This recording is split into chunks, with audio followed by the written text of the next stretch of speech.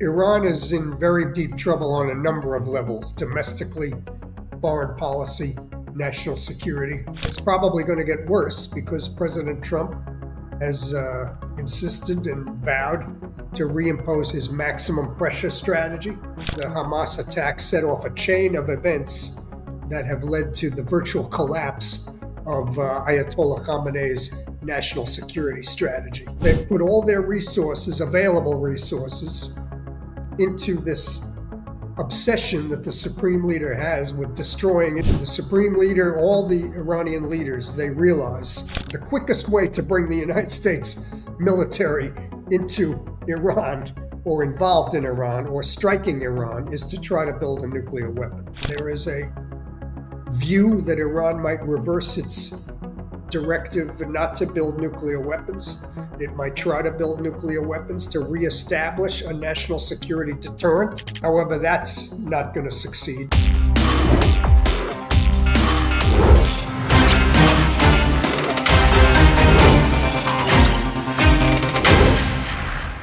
Iran, as you would know, is one of the world's biggest energy producers. But what will shock you is this: it is facing a full-blown energy crisis. Some of its highways and shopping malls have fallen into darkness. Citizens are finding it difficult to keep their homes warm as well.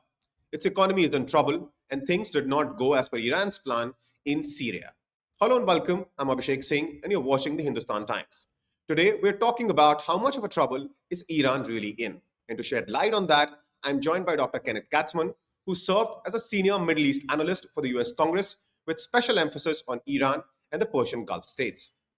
So, Dr. Katzman, if you can, to begin with, give us an overview of the situation that Iran currently finds itself in. Iran is in very deep trouble on a number of levels domestically, foreign policy, national security. Domestically, there is deep unrest, which is now being augmented by a very dire economic situation, which is partly due to sanctions, also due to Iran's mismanagement of its economy. And it's probably going to get worse because President Trump has insisted and vowed to reimpose his maximum pressure strategy of more sanctions. Particularly, he's going to try to sharply reduce Iran's exportation of crude oil to China, which is I think China buys 95% of Iran's oil. And if that's reduced, Iran has no customers. So the factory shutdowns and undercapacity is going to get worse. Businesses are going to go bankrupt, and it's only going to get worse. The economic problems are a consequence of Iran's foreign policy, which has been driven by Iran's supreme leader, Ayatollah Ali Khamenei, who for the decades he's been in power, since 1989, took it upon himself to decide on a policy of basically trying to destroy a UN member state, Israel. And he explains why he feels Israel doesn't have a right to exist, but his strategy has been intended to destroy it. And in so doing, he's armed and funded a series of proxies or allies in the region that have sought to attack Israel, as well as give Iran some deterrence against Israel and the United States, because they're forward, they're miles from Iran, they are in places where the U.S. troops are deployed. They can strike, provide a measure of deterrence. Now these proxies are in a state of virtual collapse because of Hamas's October 7th attack, 2023, on Israel. Hamas probably did not expect the level of Israeli retaliation that it has gotten. But anyway, the Hamas attack set off a chain of events that have led to the virtual collapse of Ayatollah Khamenei's national security strategy. The Assad regime, which was the linchpin because it's central to Iran's ability to move arms to its allies, that has collapsed. Hezbollah has been defeated by Israeli airstrikes and ground operations. Hamas is defeated, and now the other two allies, the Iraqi militias, are allied with Iran. They are going to be curbed by the Iraqi government. And the Houthis have said, now that there's a Gaza ceasefire, we will stop attacking. But anyway, even if they were continuing to attack ships in the Red Sea, the U.S. allies have been attacking the Houthis. So, as I wrote in a piece for the Arab Gulf States Institute recently, Iran is really out of options. There is a view that Iran might reverse its directive not to build nuclear weapons. It might try to build nuclear weapons to reestablish a national security deterrent. However, that's not going to succeed because Mr. Trump and Prime Minister Netanyahu clearly have signaled that if Iran tries to drive toward a nuclear weapon, they will attack Iran's facilities. So Iran is really out of options. They will try to make a nuclear deal with Mr. Trump, but he's going to insist on no uranium enrichment at all. And Iran has repeatedly said they can't accept that. So I don't see good prospects for a diplomatic solution with Iran right now. Right, right. Thank you for that overview. I mean, you have covered the entire scope of the interview, and that's a great summary right there. But I wanted to talk to you in detail about some of those points. And to begin with, let's talk about how are things inside Iran for the regime also as a consequence. For instance, I mean, there have been reports that we've been looking at, they've been reading that people are finding it very difficult to keep their homes warm. And that's very strange considering Iran is one of the biggest energy producers in the world. Why that's happening and how bad is the situation inside the country? Well, it's partly mismanagement. They did have a crisis some years ago with they didn't have enough oil refining capacity, but then they built new refineries and they expanded some others, and they settled that problem somewhat. Now it's recurred. They are very mismanaged, and the sanctions are biting them too. The currency, you're mentioning home heating, that's a terrible situation for the Iranian people. The currency has basically collapsed. It's tens of thousands of rials per US dollar. It was, stronger, I would say, before the collapse of Iran's allies. So now the currency is weakened, which makes it harder to import parts, equipment for refineries, for getting fuel distributed to factories, to homes. It's a very broad, complex situation that has led to a domestic disaster, I would say. It has not led yet to big demonstrations against the regime. There has not been another uprising. There was one in 2022 when they arrested the young woman and she died, Mahsa Amini. There's not been a big uprising like that again since then, but we may see that again. I think we'll see an uprising that size again. Right, right, right. And do you think it could eventually, perhaps, considering things are not going very well for Iran on multiple fronts, as you were saying earlier, it could actually threaten the regime itself?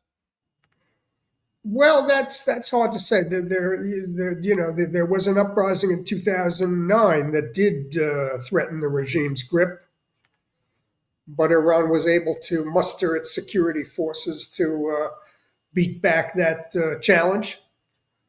The opposition is divided. The opposition groups don't cooperate that much. Each of them has their own agenda and their own leader, and they're each promoting their own leader. It's not a cohesive opposition like we might see in Right. Venezuela, for example. There is a cohesive opposition there. Iran is not like that. So we don't know. It really depends on the Assad regime collapsed basically because the security forces defected. They didn't want to fight anymore. A lot of Right. them were not being paid. If the regime has trouble paying the Revolutionary Guard, the Basij, the volunteer force under the Revolutionary Guard, the law enforcement forces, if they are not paying them or paying them slowly or less than they're due, you could see a collapse of the security apparatus. It's possible. I don't see it yet, but it's possible. Right, right. And I also wanted to talk to you about the misplaced priorities for Iran, because despite the sanctions, as severe as they were on Iran, they have definitely had an adverse impact on Iran. But despite that, especially to China, Iran definitely managed to sell a lot of oil and made hundreds of billions of dollars under the Biden presidency, also under the Trump presidency. And close to 40 to 50 billion dollars out of that money, which Iran could have utilized to invest in its infrastructure, it chose to send to Syria. And what happened in Syria, we all know. So when it comes to misplaced priorities, do you think Iran made as horrible decisions as perhaps a country could have? Well, you're making my point for me. That's exactly my point. Is they've put all their resources, available resources, into this obsession that the supreme leader has with destroying Israel, which has now collapsed. If anything, Israel is destroying them, Iran. They've put all their energy, their money. You mentioned maybe $60 billion to prop up the Assad regime. That's all wasted. Right. $40 billion to prop up Hezbollah. That's wasted. $30 billion to augment Hamas's budget and capabilities. That's wasted. Houthis, it's all gone. And the Iranian people are very upset about it. Now, it has not, as I said, manifested as a big uprising yet, but a lot of Iranians are saying, you sent all this money to pursue your obsession with destroying Israel. You could have put that money to building schools, hospitals, roads, power plants, refineries. And what you did, you sent this money to these allies to try to destroy Israel, and now they're destroying you. So I think the supreme leader is very discredited throughout the country right now. Although one can understand why Iran, wanted to have a nuclear weapon, still wants to have a nuclear weapon. Do you think what happened with Bashar al-Assad in Syria might have made Iran a little more desperate, but at the same time, a little less capable? Well, the Assad regime collapse didn't affect their nuclear capabilities. I mean, they Would it make still, Iran more desperate to get in yes, it's nuclear made bomb? it has led to a debate within Iran about whether they should forego this restriction that the supreme leader had about building nuclear weapons, remove that, and try to build a nuclear weapon. There is more desperation. There is an urgent search for an alternative national security strategy. Yes, sir.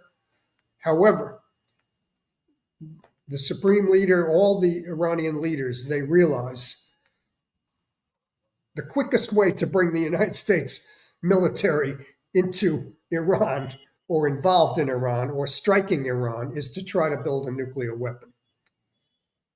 Trying to Right. sprint toward a nuclear weapon, that is going to get you the involvement of the United States military. I don't speak for Mr. Trump, but I can predict exactly what he will judge on that matter. Right. And you were talking about sanctions as well. What kind of sanctions do you see being imposed on Iran in addition to the sanctions which are already there once Trump, of course, is in the White House? Well, I've done a lot of work on sanctions. I had a very, very leading report called Iran Sanctions that was very widely used by the U.S. government. Mr. Biden did not really lift any sanctions. All the sanctions from Mr. Trump and even Mr. Obama's era in power are still applying. No laws have been repealed. They're all still in place. The issue is enforcement. Now, Yes. China, Mr. Trump left the nuclear agreement, the JCPOA. We remember that. He left it in 2018. And so the UN sanctions were taken off because there was a JCPOA. The US left, but the agreement didn't collapse. The Europeans actually still are in the JCPOA. Iran is still in it, technically. So the UN Right. sanctions are not applying. So Beijing, President Xi, his team, their view is there's no UN prohibition on us buying Iranian oil. There's no UN sanction against us buying Iranian oil. So we're going to buy Iranian oil, even though there's US sanctions, but that's a US policy. That's doesn't bind on us because there's no UN authority for that sanction. So China has been increasing its purchases. So really, the issue for Trump, what you're asking me, is it's about enforcement, and the issue is how is Trump going to reduce China's purchases of Iranian oil? That's the key issue, and of course, Right. it's going to become enmeshed in all of the other U.S.-China issues. It's not going to be just in a separate basket. It's going to be mixed with other issues such as Taiwan, such as Right. tariffs, such as intellectual property, such as artificial intelligence, fentanyl precursors. It's not going to just be treated as an Iran China issue. So that's what we have to see what Mr. Trump's team comes up with. But I can tell you on good authority, they are going to sharply target China's purchases of Iranian oil, reduce it sharply. Right. And if that happens, the scenario that you're predicting, which is very likely considering Trump's approach in the past, and of course, the situation on the ground at this point in time in the Middle East, it's very likely that might actually happen. And of course, you're somebody who knows the region well, the players very well. So it comes with, that kind of authority, your statement. But if that happens, where will Iran find itself? What is the way out for Iran? How will it sustain itself as a country? Because at the Iran, end of the day, Iran is a major player in the region. well, I would argue it's not any longer a major player. It's a player. It wants to be a major player. I would argue it is not a major player. Okay. It has no air defense right now. I have some familiarity with the Indian Air Force, and Iran's Air Force consists of 50-year-old U.S. combat aircraft. Right. They have no ability to move troops across even the Persian Gulf, which is not that wide. They Right. have no ability to project power. They have drones, yeah, they have missiles, which failed. Their missile strikes on Israel failed. Anyway, let's say Iran is a power. We can debate how big a power it is, but let's say it is a power. I think they're going to respond. Country the size of Iran, with the Yeah, kind of population that it has and the energy resources it has, whether Israel prefers it or not, Iran definitely has a role to play it has a in role terms to of, play. Right. I mean, I think the only way out that Iranian leaders have is to make some sort of a diplomatic solution with Mr. Trump. There's no other option that I can see. They may try to rebuild Hezbollah or Hamas or something. Not going to succeed because Israel's going to keep attacking if they do that. They're going to try to make some sort of diplomatic deal with Mr. Trump. But the issue is, and I can give this on good authority, Mr. Trump is going to insist that any deal require Iran to dismantle its enrichment of uranium. Now, the last deal, the JCPOA, allowed Iran to continue enriching at a reduced level with reduced capacity. Now, Mr. Trump left that agreement and Iran has expanded to a very large enrichment program. Mr. Trump is going to insist of zero enrichment of uranium in Iran. And I think Iran is going to refuse that demand, and then we're not going to have a deal. And then we could have a conflict. then we could have a conflict. And what kind of a conflict is that going to be? I mean, because now Israel has a safe air passage available, considering the regime in Syria has fallen. So the Israeli F-16s and other jets, which could not directly without refueling reach Iran, attack and come back, now they have that option to do that as well. It's not a conflict that Iran is going to do very well. Uh, Iran makes a lot. I sometimes post on LinkedIn. The axis of resistance, and Iran, including which Iran is the head of it, right? The axis of resistance makes a lot of very sharp threats, and they without any real strength. Iran is going to make a lot of threats, but it has no real strength. as you said, Israel can easily get to Iran. There's really no air defense standing between Israel and Iran right now, right? And Right. then so that's Israel, okay. The United States is probably 20 times larger than Israel's capability, okay. Sometimes I'm on TV on Al Jazeera with Iranian professors and things like this, and they make threats. Well, we're going to fire our missiles at whoever, and then I say on the screen, you do realize the United States has 13,000 combat aircraft. You do realize that, right? And you can see the blood just drain out of their face. You're talking about in a conflict, Iran is not going to fare very well. They are not going to do very well. So I would advise them to stop making threats if I were It them. may not fare very well, Dr. Katzman, but it definitely has the ability to, hurt some U.S. allies, in particular Israel. I mean, it still has Hezbollah, Hamas, and the Houthis in the region. And as as isolated as Iran might be feeling, considering Syria has fallen, so the land route to its proxies has perhaps been cut off. But despite that, I mean, it does have a lot of heft. It can definitely inflict some serious damage on U.S. allies, U.S. interests in the region, and in particular Israel. Well, I would argue that really the capability is to inflict damage on the Gulf states. Israel, they fired two volleys, April and October, right? Yeah. 600 missiles and hit basically nothing.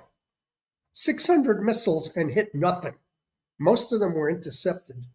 They do have the ability to hit the Gulf states. Yes, sir. That's a very short distance. They can fire very direct missiles there. They can cause damage there. Yes, sir. But the retaliation by the United States would be absolutely devastating in that event. And the supreme leader, he makes the same calculations I'm making to you, which is why he's always sought to avoid any conflict with the United States because he knows he will not survive that conflict. Okay. And if that happens, I mean, what do you think Russia and China are going to do? Because Iran is, of course, a key ally for these two countries as well. Absolutely nothing. Neither of those two are going to do anything. If They're there's a just going to U.S. fold their conflict cards with and walk away from any nothing, kind they're of not going to confrontation do altogether. nothing. The most the Russians might do is sell some weaponry to the Houthis or something. Putin doesn't have capacity to get involved on Iran's behalf. In fact, they basically almost said Iran, they did nothing. Israel struck them twice this last year. Russia did nothing. Russia didn't do anything when Assad collapsed. Uh, they have no capacity. China, again, China is not going to get involved militarily on Iran's behalf. They're not that close. China has some investments. They buy Iranian oil. There's not a strategic partnership between China and Iran. So I don't see any rescue for Iran. Nobody's rescuing Iran. Right. So you've been advising the U.S. Congress, pretty much for a better part of your life. But if you were to advise Iran that's at this point in time, what would your advice to Iran would be? How can Iran get out of trouble? If not completely get out of trouble, then at least minimize the impact on its citizens and in the region as well. The way out for Iran is to agree to dismantle its program to enrich uranium, give up all its stockpiles, downblend the stockpiles, ship them out to Russia or Kazakhstan or somebody, give it up, dismantle enrichment of uranium, and move on. That is what I would advise the Congress to support Mr. Trump when he demands that. And if I were advising the Iranians, that's what I would advise them to. Right. I mean, US's Iran policy is a bipartisan issue. At least that's what we have seen over the years throughout Always. different It is. throughout. And it's hard line. It is hard line. Right. So, would it be correct to say that it's not Hezbollah, Hamas, and the Houthis which are so much a problem for Israel and the US? It is really, actually, essentially Iran's nuclear program. I believe that is the pressing issue right now. Yes, sir. With the All right. situation as it's unfolded right now, the nuclear issue is the main concern. Yes, sir. And if Iran decides to give up its nuclear program, things are going to be okay. They could get sanctions lifted. Yes, sir. Yes, sir. They could, if they agree to zero enrichment. I believe Mr. Trump would be willing to waive the sanctions. Yes, sir. I do. Thank you so much for taking out the time and talking to Sure. us.